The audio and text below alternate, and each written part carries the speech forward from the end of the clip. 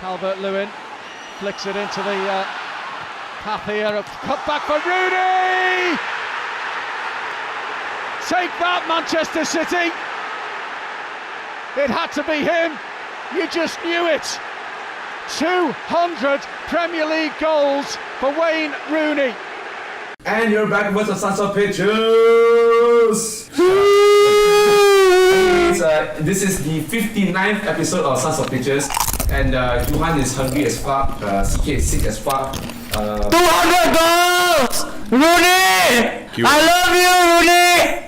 He's not a United player anymore. He's not a United player anymore, but he did score his 200th goal against Manchester City, unfortunately. I love the banter that he put out on Twitter. Anyways, you're back with the usual culprits, me, Izam, CK, and Johan. And it's going to get really fun because the Bundesliga is back. League One is quite interesting this week as well. We're going to talk about that. La Liga, fuck it. Especially the Premier League as well. Interesting matches. Well, now only you open my rundown, we're not bad at CK. But we also...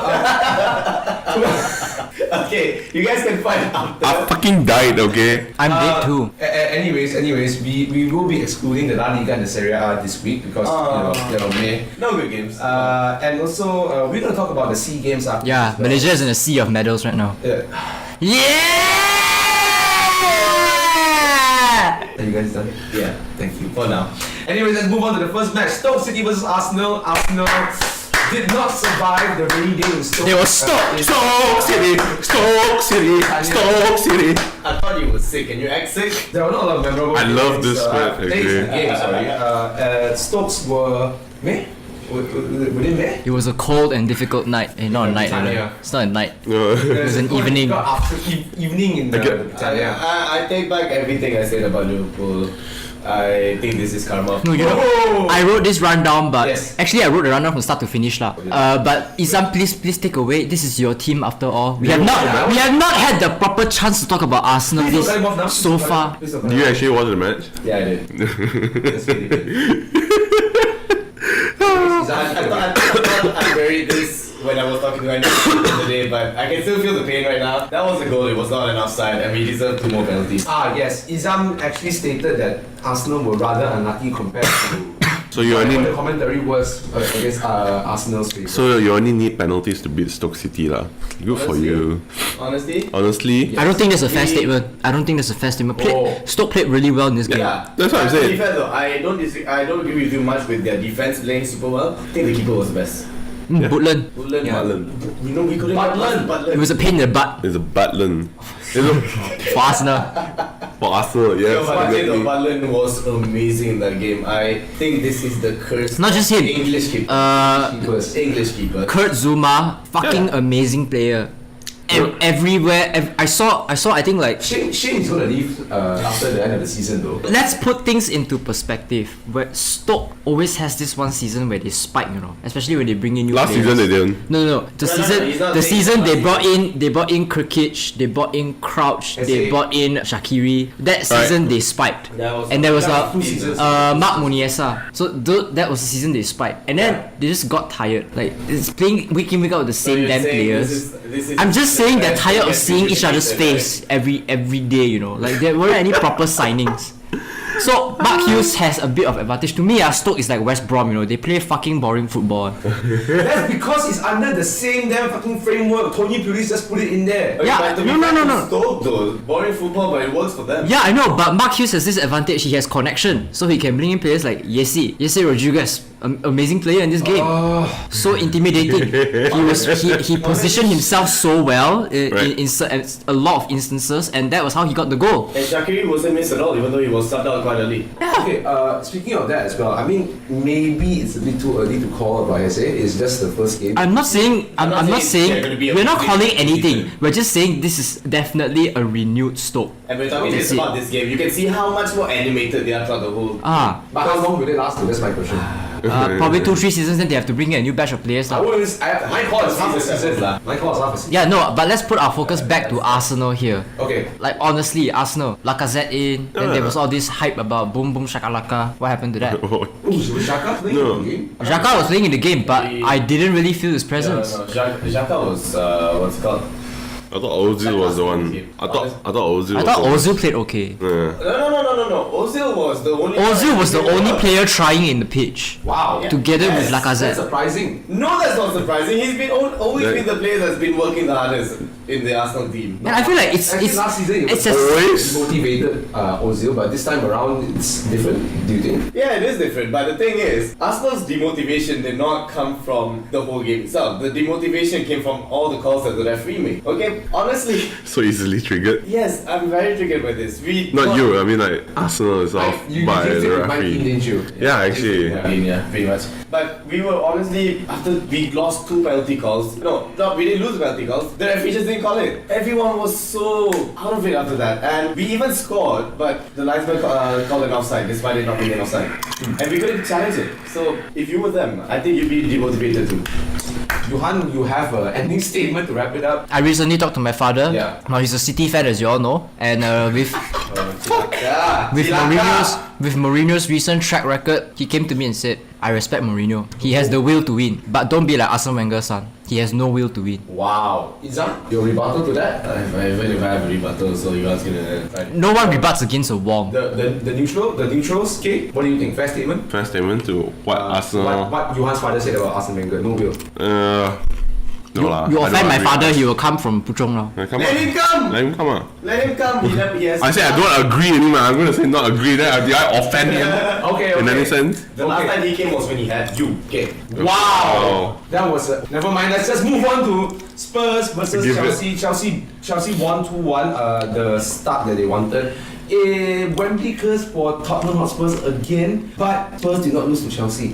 I don't know. I agree with it. Spurs I actually have to tried. agree with you on this. Spurs, they played quite well in the first half, but after that second goal, they were out. It's ridiculous. Spurs had 70% possession, Chelsea had 30%. Hey, Tyler, Two goals came.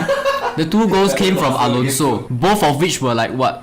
Okay, the first one was Free kick. It was set nice piece. to go. You can't do anything Okay. about that, lah. You know. Their defenders and fucking set pieces, man. Why they're so good? And then the second one was just the right moment, the right time. It was a sucker punch. That's it. Bakayoko? No. Batshuayi scoring the own goal. There is no need to be upset, guys. There's no need to be upset. You should be, but sorry. Okay, let's put it this way. For me, Spurs losing Walker, it doesn't impact them offensively. Yeah, because they have Walker Peters. No, he didn't even play in this game, bugger. I'm sorry. Let him finish. Okay. They still have the men they need to be able to pull off the kind of attacks they did last season. That's granted.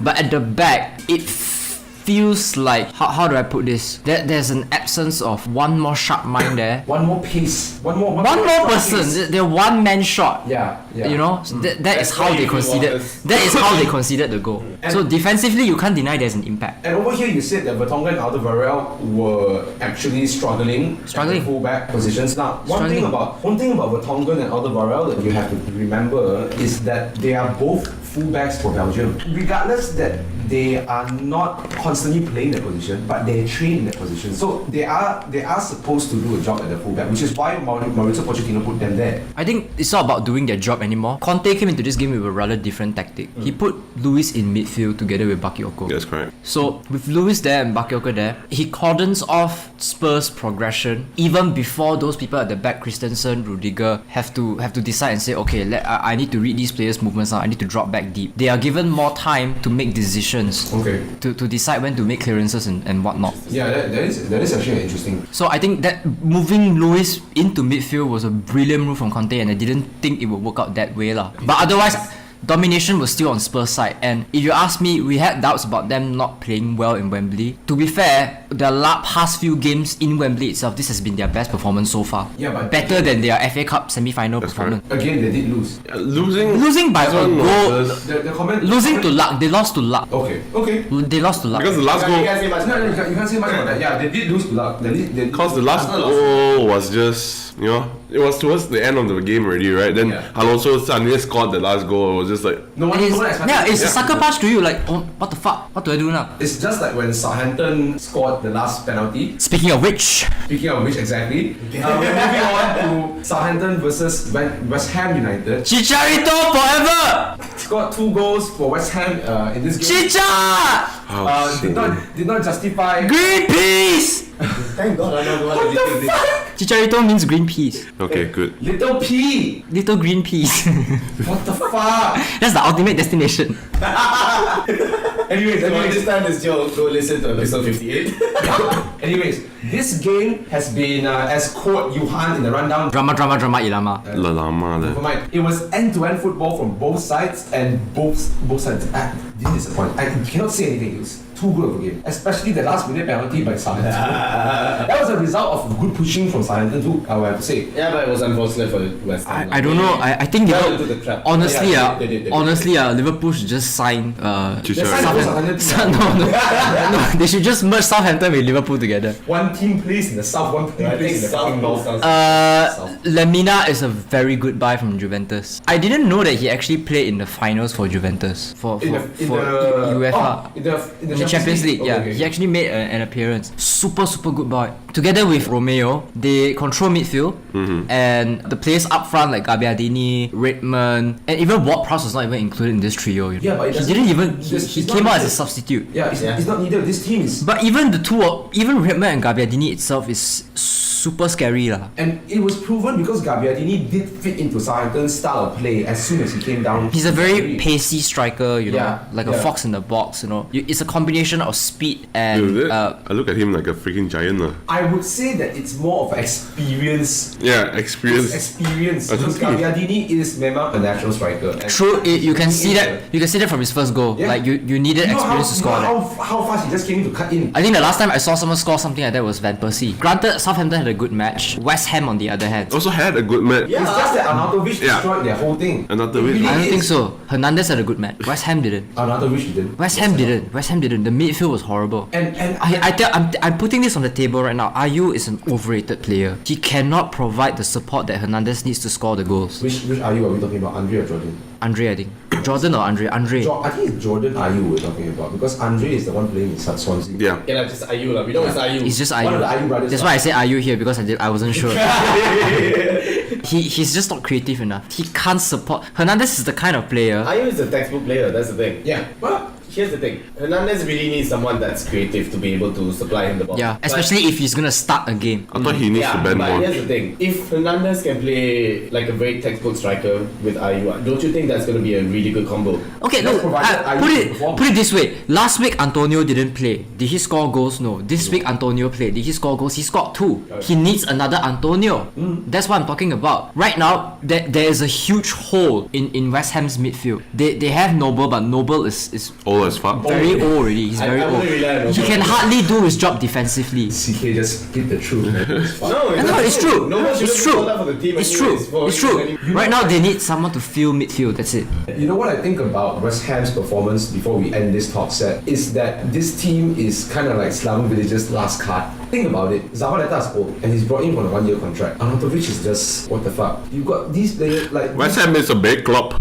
you got Chicharito who won't be able to last until like probably next season or the season after next. This is kind of like Slaven Village's take it or leave it kind of squad. So this season is make or break. If they work this season, next season they get more money, then they for them. will continue from there. If they don't, then Slaven Village. They need to be still. They need to be. If only they had the cash Everton had this season. Oh. You know, that's what I'm talking. I'm thinking lah. And but otherwise, Arnautovic is a fucking asshole lah. He could have killed the player just now. And also, Jose Fonte should have been sent off. Oh yes, Should have been fucking sent I off. have no doubt. And That was a Agreed. stupid. and the fans would have been delighted. Yeah. Dude, that was a bad tackle, man. That wasn't a tackle. He fucking grappled him to the ground. What the hell? This is not MMA. Anyway, there's no transition to the German side. Let's go on to the Bundesliga. Bundesliga! We're not going to talk about Bayern Munich. We don't need to talk about Bayern. Although I have to say, to point out that one of the goals that Bayern Munich scored was via a penalty that was decided through video assistant referee. No, Good for them. a lot of the whole Bundesliga now is VAR already, Yes, right? Yeah. it's already fully integrated with VAR, yeah. which is a good sign. Even in live coverage, also you can see the Yes. VAR team working Yes. behind the scenes. Which is going to be interesting to the flow of the game, but let's see how it goes. It's just the first match. But let's move on to the first match we're going to talk about anyways, which is VfL Wolfsburg versus Borussia Dortmund. 3-0 to Dortmund. Peter Bosz's first win and first game. What do you think? Dortmund doing really well under Bosz. Even without Dembele. I think for me, Peter Bosz always wanted to employ this tactic in Ajax. Okay. But at Ajax, he didn't necessarily have the talents and players he needed to pull off this kind of tactic. Okay. So it's a very intense kind of play, a lot of counter attacks, very exciting, a lot of action on the pitch. And he's able to do that because Dortmund has a vast range of young players. He played people like Zagadou, you've never heard of. He's only like what, 18 years old? 18. He's a French fullback. I have heard of Max Philippe though. Max Philippe was on. Yeah, Max Philippe, but he didn't get as much matches, as much caps compared to the other players. Pulisic, amazing. I tell you what, Pulisic reminds me of Rashford, you know. What? That's how much he has improved this season. Everything he's gonna say now is gonna use Rashford as a benchmark. I'm just saying. I cannot. No, it's basically use United as a I- benchmark. Fuck off. I honestly cannot disagree with that because I think Pulisic has been developed under Thomas Tuchel as a very versatile player up front. And now he's being used. Bosz is telling him, look, lad, you have the full-on liberty to go and attack. It's a Just do whatever you want. Just go up there and attack. Honestly, it's nice to see that with Bosz coming in. soccer ball. This tournament team is actually Bosz's team. Yes. Yeah, it is. It is. And he's just came in. And you know, you can't feel and Tuchel's presence and it's there anymore. interesting because you saw players like Sahin on the pitch. You saw Götze on the pitch. Yeah. Where they were not there for so long. You know. They were not there for so long. Royce is out, by the way. He's still struggling to recover from injury. I think he can kiss his career goodbye already. He can start modeling lah, the guy. How was Götze in the game? Too fat to run. Still. Exactly, I was thinking about that. Oh god. Okay, yeah. But Götze is fighting a metabolism problem which has been bugging him for the past 6 months. So I can't really blame him. Yeah, go I'm buy not believing it. either. Go buy I was it. wondering how he was playing. Like that lah. The point is people like Sahin and Götze and Mark Bartra, they aren't exactly like very young, but it feels like they are young again. That's how the team feels like And right now. one thing I have to point to Good this as analogy. well. One thing I have to point to this as well is that Shaheen will be, if he's given more game time, he will be the one. Always who's thought to Strong be presence the in person. midfield. Yeah, and or he be the type of person that is going to be Gerrard-esque in the team. He will try shots from outside. Shaheen has proven that he can try shots from outside. He may be slow, but he is creative enough. And that is Gerrard-esque. Yeah, he's creative enough. Why did he even go to Liverpool? Shut up. Vital. Before we end the talk set, can we talk about Dembele? This guy is on the verge of destroying his career. How many more weeks is there to the closure of the transfer Can we just window? talk about Barcelona in general? They look so desperate. They are desperate. They are fucking desperate. Show tits and regime. That is Move on, literally move what on. Barcelona is Please. doing right now, okay? Please move on. But if I was Dembele, he would be smarter. Be like Mbappe, not go anywhere. Please move on. Stay in the club. Yeah, please move on. Okay, then. Anyways, that's all. I forgot I was leading the show.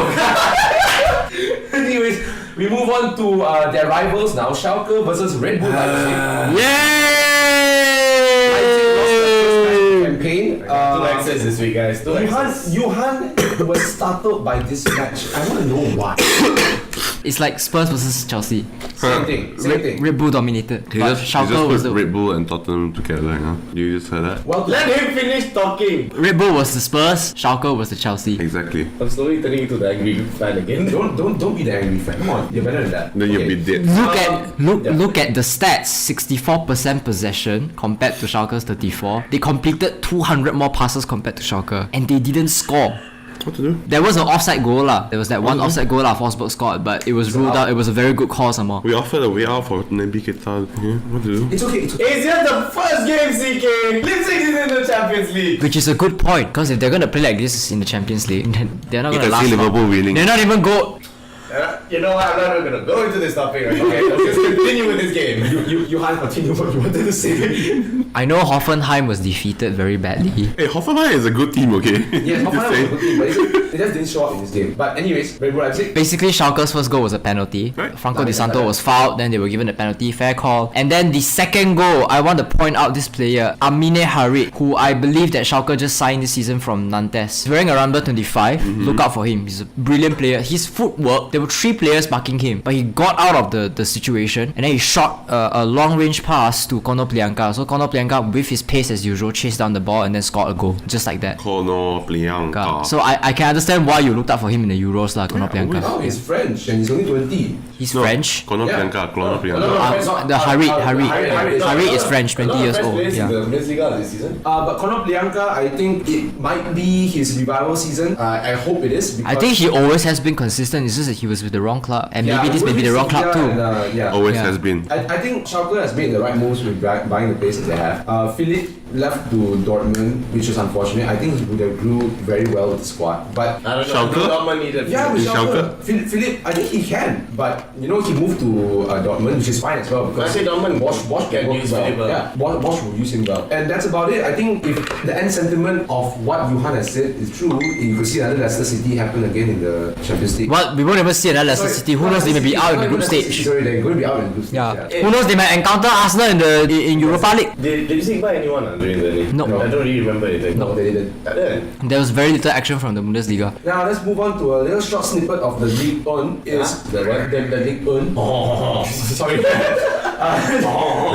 Begin. Anyways, Lyon versus Bordeaux, 3-3. This was an interesting match that I did not watch. Johan, take it away. The Bundesliga is not the only league in the world with shitty defense. Let me introduce to you the Ligue 1. We've actually talked about this before. Ligue 1 is already. I mean, in terms of defense, it's way worse than the Bundesliga. If PSG can win the league title in a 25-point gap, You know something's wrong. Okay, let me break it down for you how goals were scored. Break it down. Basically, Break it set down. piece. I don't know how it's possible, you know. I think in France, right, walls just break down very easily. Because like the walls are non-existent, and the people who take the set pieces are so good. I think 4 or 3 goals, right, were goals that the goalkeeper couldn't stop. Like it was impossible for them to save. but you can't blame the keeper either, right? The first goal, Nabil Fekir was I think he scored the goal from halfway across the pitch. What the fuck? And the keeper saw it coming and he couldn't save it. What the fuck? He took a chance. Alonso style. And then there's this 20-year-old player called Malcolm from Bordeaux. He scored 2 goals in this game, right?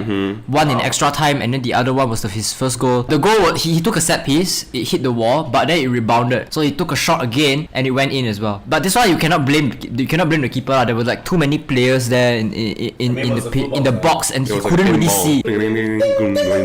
Right? Yeah. Exactly. And I feel like, okay, we shit a lot about the Ligue 1, but I feel like maybe give Think it about it. give it a chance, because there are a lot of young faces. I would say this is the season where the old players are going to like completely retire already, and the new faces are going to come up. So this is where the 20-year-olds, 18-year-olds, It's a transition period, the stars that will dominate the next 10 years of football are going to come up this season. Interesting. And this is Ligue 1. this is exactly where my next point comes in. I saw players like Malcolm Traore, by the way, Bertrand Traore from Ajax, who was from Chelsea, by the way, to start Alexander Mendy. All of these are under 23 players. So I think given the right exposure, they can be good players, like what Mbappe has shown us. Alright, let's move on to PSG versus Toulouse. 6-2.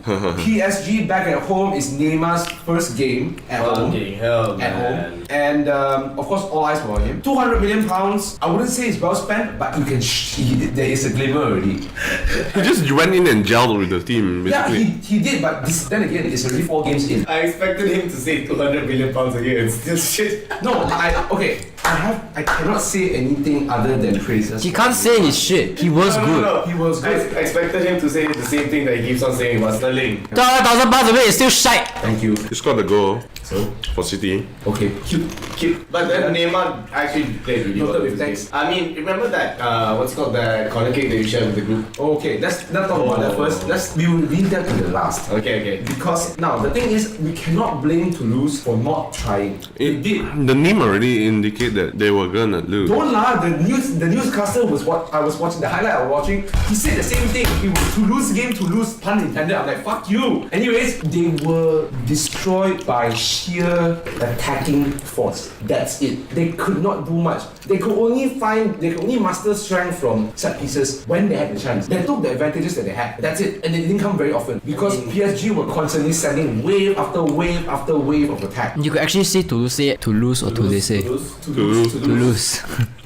Such a bad name. The person who wants to listen to our podcast. Toulouse was the players were actually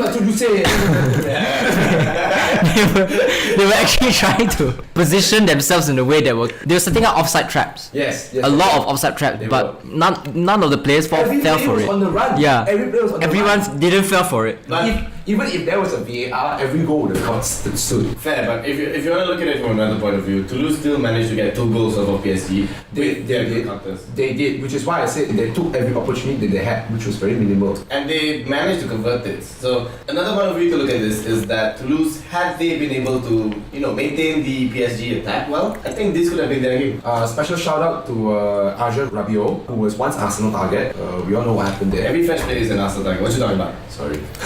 Anyways, Arjen Rabiot played very well in this game, scored a goal for himself as well. And he is the type of midfielder who is not afraid to shoot from outside. And that's the trait of this squad. Not only are they attacking pressure ready, they also have shitloads of balls. Like legit, they are willing to try from every angle. And that's also due to what Johan said earlier. Defense in the French League is extremely shit. Before we move on, just want to say that you can praise PSG all you want right now, but their benchmark right now is Champions League. Yeah. You cannot use the League One to measure. That same goes to buying the Bundesliga. They can't use this as a benchmark in the Bundesliga. They have to. They spend way too much money. Yes. Way too much money. About Madrid. Yes, we can. But they haven't bought any players except for the younger players, which is they're actually buying smart now. Yeah. Closing down Barca lah. Correct. Barca And is that's why losing. Barca is just like fuck. What are we gonna do? Oh shit, Coutinho. Oh shit, Paulinho! Let's buy all the players with the name Firmino! Surprise move for Firmino to Barcelona. Wait. Apa Solanke Afran lah. Whoa. Woodburn! Oh, apa Women Afran. TAA! TAA also can play Afran. Anyways, the highlight of the match was Neymar's corner. Well executed. He took the ball underside. Ball was curling up. Kurzawa just bicycle kicked it into the goal. Not even bicycle kick, it was a scissor kick to the goal. And fuck. Sex goal. Where execution to finish, brilliant goal. I want to see PSG play with Arsenal. Let's see whether that happens. Wow, 20-0 aggregate. Walao eh. No, I'm actually praising Arsenal. I don't think this will happen in Because they the have Arsenal strong defenders. CK, thank you, CK. I needed this. Yeah, Anyways, let's move on from abroad. I know. Move on from abroad and let's go back to our special segment, which is the KL 2017 segment. SEA Games football is still going on. This week it was a wave of emotions, I have to say. We are in the semi-finals, guys. We are in the semi-finals, and no one expected this team to even go to the semi-finals. They only had 3 weeks to gel. Excuse me, I said we'd get like bronze at worst last week. Yeah, he did. Sorry, I didn't expect it. Anyways, Thank you for calling me no one, Henry. it's how do I say this? The Malaysian squad, the way they play, is their own source of motivation and also their own kryptonite. Yo. And it's in the span of 2 days, they showed these two sides. And commentary around the pitch, around the field, it said that if this is how they're going to play, they've already gave away all the plays that they are using to the opponent teams. And we don't have an easy squad. We don't have an easy semi-finals. We're going against arch rivals Indonesia, and I know for a fact that match is going to be extremely fiery. How much you want to bet that there's going to be a fight after the match? There will be a fight after the match. What do you mean? What are you talking about? Oh, probably during the match. I'm not surprised to that either. If they can fight against Brunei, they can fight against Indonesia. Fight during the match, bottles will be thrown into the stadium. What's going to happen? Nah, I believe our fans are much better than that. There are some fans who are idiots. They will fly 2 drones across Bukit Jalil. I love PM. People are Vandalize me, ayah. Ayah, Abah! Abba, main polo, Abba. Beat me with the stick, Abba. Beat me with the stick. One point is I think Bukit. another PSA we should bring out to the fans is that they should stop playing with fucking lasers. Okay, that was in a different sport. That was in the ice hockey game. No. They've been playing with lasers in the football game. Have they? They have. I didn't notice. I was okay. Maybe I was at the stadium, so I wouldn't know. I wasn't seeing it. I was actually talking to a few of our friends from the SOP X Padang futsal. Yeah. So if you ask them, they saw it. Even they saw the lasers on the field, and I think that is. Stop it. No. Stop it. I'm okay with your banter, with your chants, but your lasers are a bit too much. It's disrupting the game. It's not Okay, cool. and also, before we go back to the game, since we're putting sentiments in, right, we still have a bit more time. To those who were viral Singapore Itu Anjing videos, stop. Let it go lah. Let it go. Because this has been ongoing since 2011. There is a certain reason why we do that, and it's banter. You guys have clearly never seen European nor abroad matches. People fight In Russia, people beat up each other before they even go into the stadium. Please, let's talk about the most. Chelsea fans, Chelsea players are called rent boys. Rent boys, male prostitutes by away fans. What? Do they still play the game? And don't forget, Manchester United fans in England themselves are the most rowdiest fans you can ever meet. Singapore clearly hasn't been watching enough. Yeah. No, legit, they are. No, look They at have more expats. They have more expats on the country, but clearly they aren't educated enough. I wonder what Singaporeans expect football to be. Nasi lemak burgers. Oh my god. Nasi lemak burgers with a side of salt. Whoa! Okay, back to the game. Salty motherfuckers! Back to the game. Anyways, that was our PSA. There's another one coming up. This game, Myanmar, stellar performance. Tana Balan was clearly the star man ever since he played against Singapore. Box to box, a lot box to box marking. striker. Yeah. Yes. Tata Balan will be the star throughout this whole SEA game formation. And he is from the third division. Again, he is from the third division. And it's a good thing that, this squad is consisting of a mix of the leagues. And Ong Kim Swee's tactic of playing 5-3-2 has been working. But there is a underlying problem, which is chemistry. I wonder how with 5 men at the back we're still so shitty in defense. I don't get it. Five. Okay. Cannot see each other. Brunei and Singapore were water testing matches. Okay, I have to say there were water testing matches because this team was just trying to gel in. Singapore's match was the turning point because that was when Kim Swee knew who was going to play in the Myanmar game. That fixed it already. But in the Lao game, you could clearly see that if anything were to happen to any of the main teams playing against Myanmar, right? That set of players against Myanmar, Malaysia's football squad is as good as fuck. Gone. Because last night's team, at the point of recording, was poor. Despite the win, they were extremely In poor. the second half especially. Last night was Yes, the second half especially. Last night was the 23rd, by the way, 23rd of August. Yes. At the point of recording right Yes. now. This is the 24th, and that is the 24th. Yeah. So again, we face the old rivals Indonesia, but Lao PDR's performance, if they were to bring it over to Indonesia's match, we are as good as fuck. That's all I'm saying. I don't Malaysia's performance during the Lao PDR game. Yeah. No, PDR's. Thank you. Sorry. Thank you, literally, this is what Carl has told me when I was in the car with him the other day. He was telling me like Malaysia is playing Russian roulette right now. Every single game is a click in the trigger. It's just a matter of time we shoot ourselves in the foot. And let's hope that by the time that happens, we would at least have got a medal. Yeah, at least it's silver. No, I would be happy with silver. Yeah, I would be happy with silver too. Man. I'm not expecting anything Come on, out man. of this. Again, It's going to be a tough. worst case scenario, we're getting a bronze. Yeah, it's going to be a tough semi-final because we got Indonesia. It's going to be a tough final because potentially we might face Thailand. We're going to face Thailand if we don't get to the finals. Yeah, we're probably going to face. Let's face the facts. Yeah. This is Thailand we're talking about right now. Yeah, no expectations from me, but I just want the boys to play. You just don't want to curse them. I just want to go to Bukit Jalil, okay? I don't want to drive to Shah Alam again, okay? It's fucking tough, to sit in the jam every match.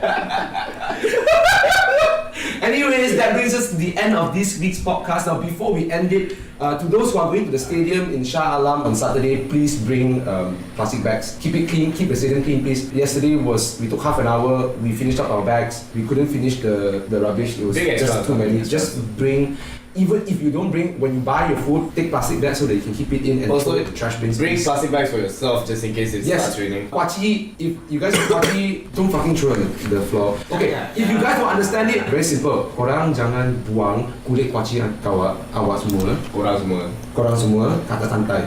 Ada beg plastik, buang dalam. Jangan bodoh. Kalau boleh buang balik dalam kuaci tu punya bag. Jangan susah. Tak susah. Nak bawa beg sampah sendiri. Senang je. Satu section tu, pas je beg plastik tu, dapat juga bersihkan semua. Just keep it clean, guys. Please don't show third world mentality to other countries. Here comes politics. Hashtag makin bersama. This is just small things, please, guys. Tak susah pun. Tak susah pun buat je. Spread love, not hate. Radicalize me, ayah. And that's it. And that's the end of the podcast. We will have a special show. Just because we didn't talk about Liverpool, right? Okay. Congratulations again to Liverpool. Congratulations to Liverpool. You still considered 2 unnecessary goals. Okay, and also They didn't try it. guys, we have dinner. I'm hungry. Okay, Champions League next week. Champions League, man! Get it down! And also next week is going to be the 60th episode, and in conjunction with our 60th Independence Day, there will be a special show. It's only in conjunction because we are recording on the 60th. No. Technically, you guys are recording. I'm not going to be here because I have a family thing to get to. Right. Unfortunately. We have a special guest who will be coming to replace Izam.